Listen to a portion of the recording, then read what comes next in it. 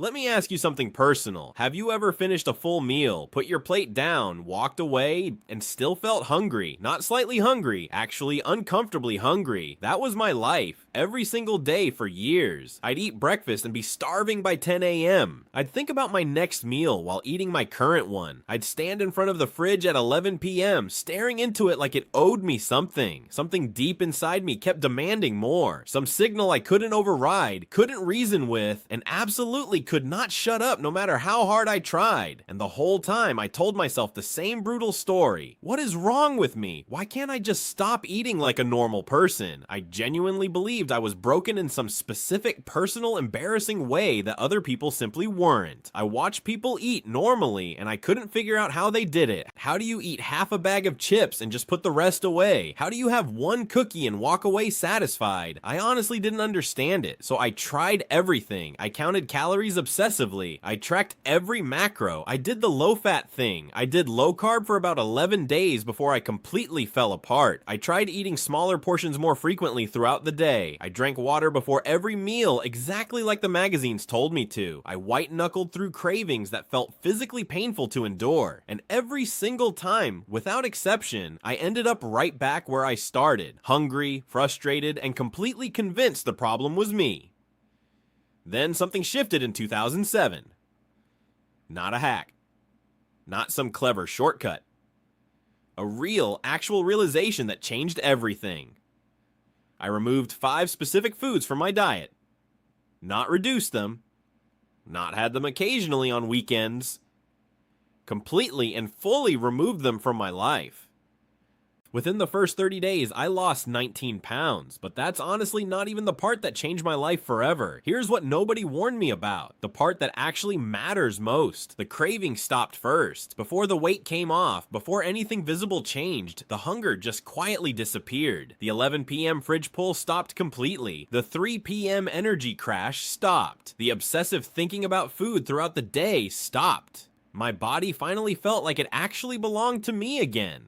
That's when I understood something it took me years to properly articulate. I never had a willpower problem. I had 5 specific foods hijacking my hunger hormones every single day. The moment I removed those foods, my body remembered exactly what it was supposed to feel like. If you've ever felt like you're genuinely fighting your own body around food, this is for you. Stay with me, because what I'm about to share will change how you understand hunger, cravings, and your own body permanently. I promise it's worth every minute of your time. Before I give you the list, I need to break something important first. If you skip this part, the rest won't make sense, and it definitely won't stick with you. For roughly 4 decades, we've been taught one single dominant theory about body weight. Calories in, calories out. Eat less, move more. That's the entire model right there. And built into that model is a deeply uncomfortable implication. If you're overweight, the problem is you. You're lazy. You eat too much. You lack discipline and self-control. Your doctor might not say those exact words out loud, but they're embedded in every piece of advice you've ever received about your weight. Just eat less. Simple. Here's what I need you to understand right now. That model is dangerously incomplete. In some very important and specific ways, it is simply wrong. In 2019, a researcher at the National Institutes of Health named Kevin Hall ran what is still the most rigorous dietary study ever conducted on living human beings. He took 20 adults and housed them inside a fully controlled research facility for an entire month. He fed them 2 different diets on rotation throughout the study period. One diet was made entirely of ultra-processed foods. The other was made of minimally processed whole foods. Same calories, same protein, same fat, same fiber, same sugar, same salt. Everything was matched as precisely as modern nutritional science allows. And critically, he told participants they could eat as much or as little as they personally wanted. Here's exactly what happened. On the ultra-processed diet, those same people ate an average of 500 extra calories every single day, without trying to, without even realizing it. Then they switched to whole food versions of the same meals. The weight came right back off. Nobody changed their willpower between those 2 phases of the study. The food changed, and the body responded completely differently, because it was never about the calories themselves. It was about the hormonal response after the calories were consumed. Here's the sentence I want you to remember permanently. It's not the calories, it's what the food tells your hormones to do after you eat it. Some foods send a clear signal signal to your brain. I'm full, I'm satisfied, I'm nourished. Stop eating now. Other foods send the opposite signal. Keep going. More, you're still hungry. And here's the terrifying truth. Those signals have absolutely nothing to do with how much food is physically sitting in your stomach right now. So if you're overweight, hear this clearly. You don't have a weight problem. You have a weight symptom. The real problem is hormonal disruption caused by specific foods. The conventional advice has it exactly backwards. We don't lose weight to get healthy. We get healthy and then the weight comes off naturally as a result. That's the entire framework. Now let's talk about the 5 foods I removed. The first one was liquid sugar. This single category did more metabolic damage to me than almost anything else. I'm talking about sodas, sweet teas, fruit juices, and yes, that includes the ones labeled 100% real, cold-pressed and organic, sports drinks, energy drinks, all of them. And the ones absolutely destroying people's metabolic health right now in 2026 are the giant flavored coffee drinks, vanilla iced lattes, caramel cold brews, seasonal pumpkin creations. Some of those drinks contain more sugar than a full slice of birthday cake. Not similar amounts, actually more sugar than cake sitting on a plate. A researcher named Richard Mattez at Purdue University spent decades studying liquid versus solid calorie consumption. What he found should permanently change how you think about drinks. When you consume 300 calories of liquid sugar, your body does not compensate by eating 300 fewer calories later. You eat almost exactly the same amount you would have eaten anyway. The drink just stacks silently on top of everything else. It doesn't trigger the satiety response that solid food creates. The hormonal signals that say you're full simply don't fire. The Harvard Nurses Health Study tracked over 50,000 women for years. Women who increased sugary drink consumption from once weekly to once daily consumed 358 extra calories every single day. That's not a personal failing. That's a physiological trap that was designed specifically around how your body processes liquid versus solid food. There's also the blood sugar dimension. Liquid sugar hits your bloodstream almost instantly. Insulin surges. Blood sugar spikes sharply and then crashes hard and fast.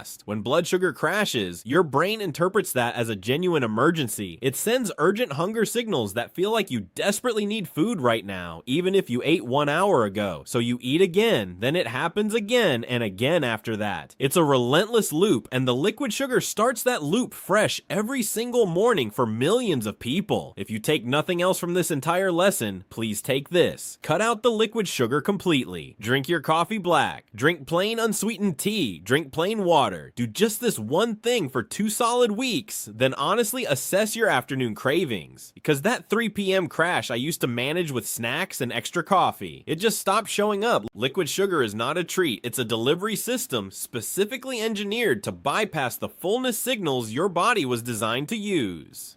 Now let's move to food number 2.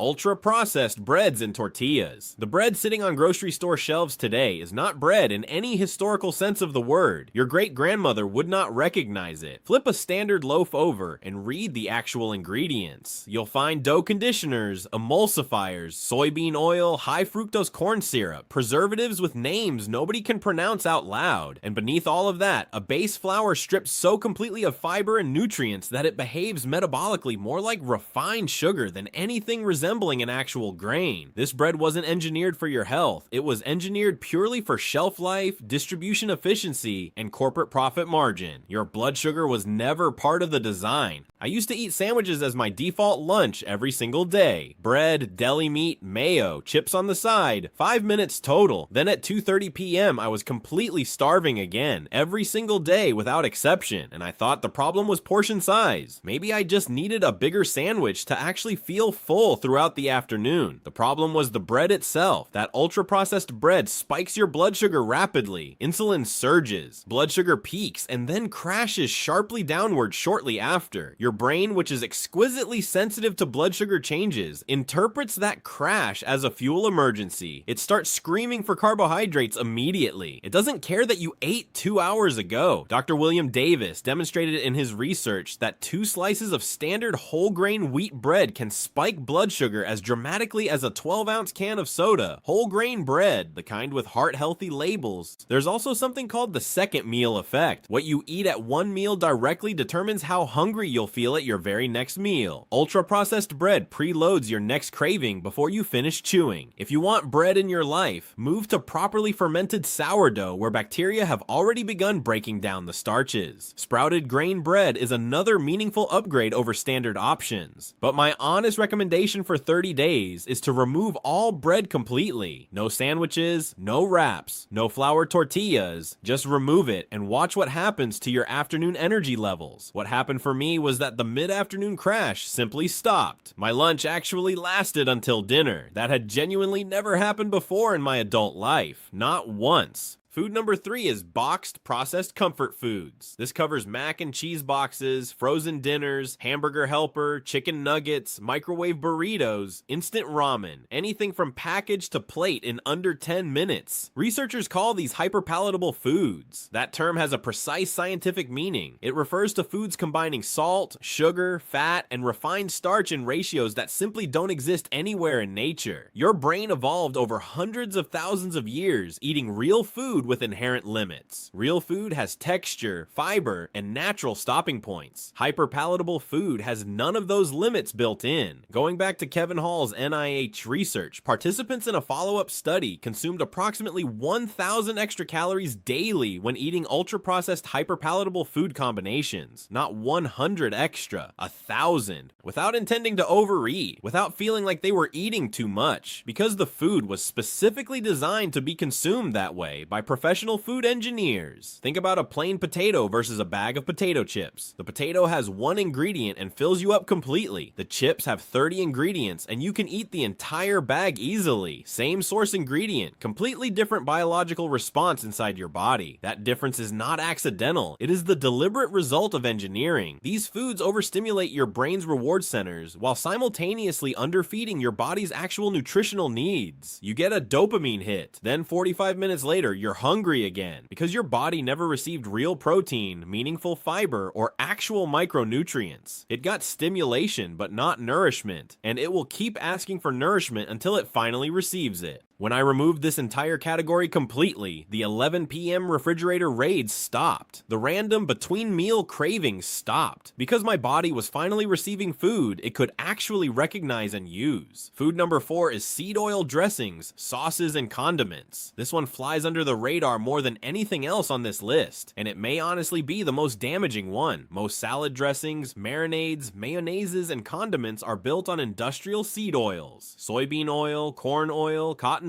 oil, canola oil, sunflower oil, safflower oil, rice, bran oil, grapeseed oil. These oils were not part of the human diet 100 years ago. They became commercially viable in the 20th century when industrial processing allowed oil extraction from seeds using high heat and chemical solvents. That industrial process damages the molecular structure of the fats themselves. It produces oxidation byproducts, including substances called aldehydes, that your body has no natural way to process effectively. Dr. Martin Grootveld analyzed French fries cooked in standard seed oils. He found that 25 fries, roughly one large fast food order, produced aldehydes equivalent to smoking 25 tobacco cigarettes. One fry equals one cigarette. Aldehydes are classified as carcinogenic. They promote inflammation throughout the body. They disrupt hormonal signaling in ways that directly impact your hunger, metabolism, and fat storage patterns. These oils are present in roughly 80% of the processed food supply. They're in your restaurant salad dressing, your healthy granola bars, and your clean-looking protein snacks. They're everywhere. The oils I removed completely were corn, canola, cottonseed, sunflower, soybean, safflower, rice bran, and grapeseed oil. I also stopped taking most commercial fish oils, which are often already oxidized. What I replaced them with genuinely changed my inflammation levels and body composition. Avocado oil, extra virgin olive oil, coconut oil, grass-fed butter, grass-fed ghee, beef tallow, tallow, and duck fat. These are stable, unprocessed fats that are anti-inflammatory rather than pro-inflammatory. They support proper hormonal function instead of disrupting it. The swap is simple, and the impact is significant. Read every ingredient's label, not the front of the package. The front is pure marketing. The back contains the actual truth about what you're putting into your body every day. Food number 5, and I know this is the one nobody wants to hear, was alcohol. I didn't want to hear it either. I resisted this one longer than all the others combined. But the science on alcohol and fat metabolism is not subtle, not ambiguous, and not something you can decide probably doesn't apply specifically to you. It applies to every single human body equally. In 1992, a study in the New England Journal of Medicine gave healthy participants moderate alcohol and then measured their fat oxidation over the following hours, not binge drinking, moderate normal consumption. Fat oxidation, meaning your body's ability to burn stored belly fat and visceral fat for fuel, dropped by approximately 70% for hours after just moderate drinking. You can train hard all day. You can eat perfectly clean. You can hit your protein target without missing. Then you have 2 drinks at dinner and your body stops burning its own fat because alcohol is a toxin to your liver. Your liver must prioritize clearing it above every other metabolic function, including fat burning. Fat oxidation pauses completely until the alcohol is fully gone. But it gets worse. Separate research shows alcohol measurably increases appetite while simultaneously lowering the inhibitory function of the brain region that says you've had enough food. Alcohol suppresses that voice completely. It makes you hungrier while lowering your resistance to exactly the foods you're working hardest to avoid. Empty calories, halted fat burning, and increased junk food consumption simultaneously. I'm not saying you can never drink again for the rest of your life, but please try 30 days completely without it and then honestly assess what changed in your body and energy. For me personally, it was one of the most impactful decisions of my entire transformation.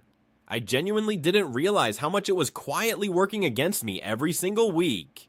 Now take a breath. If pieces are clicking into place right now, the late night cravings, the afternoon crash, the I just ate, but I'm still hungry feeling, hear this clearly. None of that was ever a character flaw, not one single piece of it. Your body was responding to a biochemical environment specifically engineered to produce exactly that response in you. The food industry employs thousands of scientists whose entire job is finding combinations that make your brain say more before it can say enough. This is the product, not a side effect. You cannot beat a system purpose-built to outsmart your self-control. You cannot discipline your way through a hormonal response. That battle was never yours to win through willpower alone. You beat it by removing the foods that were manufacturing the cravings in the first place. Once those foods are gone, usually within 1 week, the cravings begin to quiet down significantly. The hunger becomes genuinely manageable. Your relationship with food shifts from a constant daily war into something that finally feels natural and effortless. And then the weight follows without fighting. Now, the question I get asked most often after all of this is simple. What do I actually eat instead? Because you cannot just delete your old breakfast and replace it with nothing at all. The single most transformative shift I made, the thing that has kept me lean and satisfied for years now, was getting genuinely serious about eating enough protein every single day. Research from Dr. Heather Lady at the University of Missouri used brain scanning to show that a high-protein breakfast measurably reduces activity in the brain's reward centers throughout the entire day.